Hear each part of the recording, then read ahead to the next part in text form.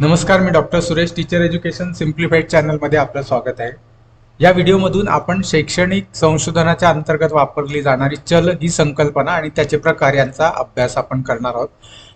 तर चल म्हणजे ज्या ज्या कोणत्या वैशिष्ट्यांचा किंवा विचाराचा, कल्पनेचा आपण अभ्यास आपल्या संशोधनातून करणार आहोत त्याला चल असं म्हणतात.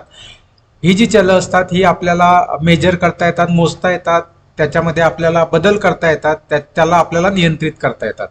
उदाहरणार्थ वय, लिंग, संपादनूक, जाणीव जागृती, कौशल्य, सवयी, अध्यापनाच्या पद्धती, विविध अध्यापनाचे तंत्र ही व्हेरिएबल्स आहेत. उदाहरणार्थ एखाद्या संशोधनामध्ये संगणक वापरून केलेल्या अध्यापन पद्धतीचा विद्यार्थ्यांच्या संपादनिकेवर होणारा परिणामांचा अभ्यास करणे. तर याच्यामध्ये संगणक वापरून असणारी पद्धती हा सुद्धा एक चल आहे आणि विद्यार्थ्यांची संपादनूक हा सुद्धा एक चल आहे आणि विद्यार्थी हा सुद्धा एक चल आहे, कारण तो पण एक नियंत्रित पद्धतीने आपण त्याचा विचार करणार आहोत. थोडक्यात आपल्या एका संशोधनामध्ये एकापेक्षा जास्त चलही असू शकतात.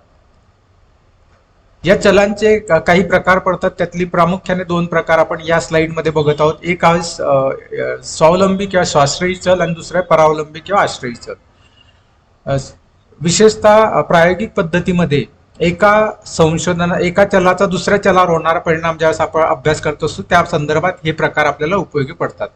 उदाहरणार्थ वेगवेगळ्या अध्यापन पद्धतीचा विद्यार्थ्यांच्या संपादनिकेवर कोणता परिणाम होतो याचा अभ्यास आपल्याला करायचा असेल तर इंडिपेंडंट व्हेरिएबल अर्थात स्वावलंबीचे जे चल आहेत ते असणारे वेगवेगळ्या अध्यापन पद्धती आणि परावलंबी किंवा आश्रयी चल असणारे विद्यार्थ्यांची संपादनूक, विद्यार्थ्यांचा प्रतिसाद. आता हे परावलंबी आणि स्वावलंबी म्हणजे काय, तर अध्यापन पद्धतीच्या परिणामकारकतेवर हे अवलंबून राहील की विद्यार्थ्यांचा परफॉर्मन्स कसा राहील, विद्यार्थ्यांची संपादनूक कशी राहील. म्हणून ज्या दोन चलांचा आपण विचार करतो, जो जो चल प्रभाव टाकणार आहे तो असतो स्वावलंबी स्वाश्रयी इंडिपेंडंट आणि ज्याच्यावर प्रभाव पडणार आहे तो असतो डिपेंडंट परावलंबी आश्रयी चल. तर हे दोन चल आपल्याला एक्सपेरिमेंट किंवा प्रायोगिक संशोधनामध्ये निश्चित करावे लागतात आणि ते लिहावे लागतात. यानंतर पुढचा तिसरा प्रकार आहे बाह्य चल म्हणजे एक्स्ट्रॉनियस व्हेरिएबल. याचा अर्थ स्वावलंबी आणि परावलंबी या चलांच्या व्यतिरिक्त जी चलं असतात त्यांना बाह्य चले असं म्हणतात आणि या बाह्य चलांचा परिणाम जो आहे तो परावलंबी चलांवर होऊ शकतो. उदाहरणार्थ विद्यार्थ्यांचं जर संपादनूक आहे त्याच्यावर परिणाम करणारे बाकीचे जे घटक आहेत जे जे अध्यापन पद्धतीपेक्षा वेगळे आहेत. उदाहरणार्थ विद्यार्थ्यांचा जो त्यावेळची मनस्थिती आहे, कोणत्या वेळेस आपण तो प्रयोग राबवतो आहोत, म्हणजे सकाळी असेल तर कधी आपण असं म्हणतो की सकाळी विद्यार्थ्यांचं फ्रेश असतात, ते जास्त रिस्पॉन्स देतात, दुपारनंतर, सुट्टीनंतर, मधल्या सुट्टीनंतर त्यांचा प्रतिसाद कमी कमी होत जातो. म्हणजे याचा अर्थ त्यांचं अवधानावर परिणाम करणारे हे सगळे घटक आहे, याच्यामुळे आपल्या संशोधनाचे रिझल्ट बदलू शकतात, म्हणून यांना आपण बाह्य चले म्हणत असतो. एन्व्हायरमेंटल फॅक्टर्स आहे, म्हणजे बाहेर समजा कदाचित काही बांधकाम चालू आहे, काही गोंधळ चालू आहे तर त्याचा परिणाम विद्यार्थ्याच्या संपादनिकेवर होतो. तो आपल्या संशोधनाचा भाग नाहीये पण तरी सुद्धा त्याचा परिणाम होत असून त्यामुळे आपल्या संशोधनाच्या परिणामांवर याचा विचार आपल्याला करावा लागत असतो. ही बाह्य चले असतात आणि या बाह्य चलांचा विचार करून आपल्याला आपल्या संशोधनाची जी एक्सटर्नल आणि इंटरनल व्हॅलिडिटी असते ती निश्चित करावी लागते. तर आपल्या प्रायोगिक संशोधनामध्ये यांची यादी सुद्धा देणं आपलं गरजेचं आहे.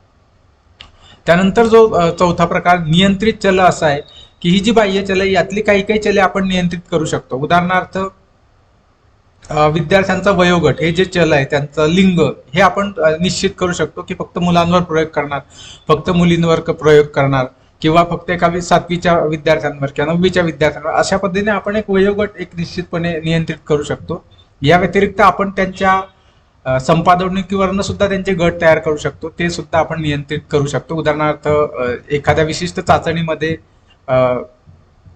सरासरीपेक्षा कमी गुण मिळालेल्या विद्यार्थ्यांचा गट, सरासरीपेक्षा जास्त गुण मिळालेल्या विद्यार्थ्यांचा गट, असे गट सुद्धा करून आपण काही चल नियंत्रित करू शकतो, जेणेकरून आपला जो प्रयोग आहे, आपलं जे प्रायोगिक संशोधन आहे ते अधिकाधिक वस्तुनिष्ठ व्हावं.